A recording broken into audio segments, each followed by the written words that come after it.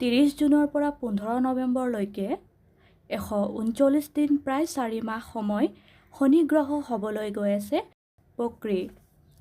বক্ৰী হোৱা মানে হৈছে যেতিয়া শনি গ্ৰহ নিজ কক্ষপথৰ বিপৰীত দিশে বা ওলোটা দিশে ঘূৰাৰ দৰে এক ভ্ৰমৰ সৃষ্টি কৰে, তাকে বক্ৰী হোৱা বুলি কোৱা হয়। শনি গ্ৰহটোৱে এনেও অতি শক্তিশালী গ্ৰহ, তাতে বক্ৰী হ'লে আৰু অধিক শক্তিশালী হৈ পৰিব।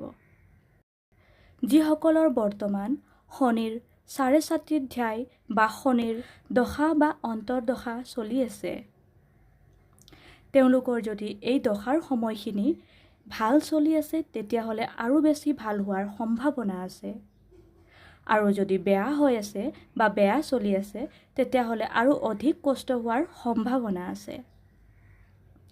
এই সময়ছোৱাত প্ৰতিকাৰ হিচাপে আপোনালোকে মেডিটেশ্যন কৰিব পাৰে বা দুখীয়া ব্যক্তি বা ধৰ্মীয় অনুষ্ঠানলৈ দান দক্ষিণা দিব পাৰে, আৰু লগতে শনি মন্দিৰত মিঠাতেল অৰ্পণ কৰিব পাৰে বা দান দিব পাৰে।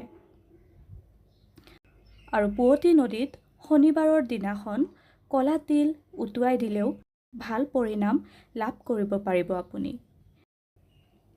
চ' আপুনি ভালেই থাকক, সুস্থ হৈ থাকিব। ধন্যবাদ।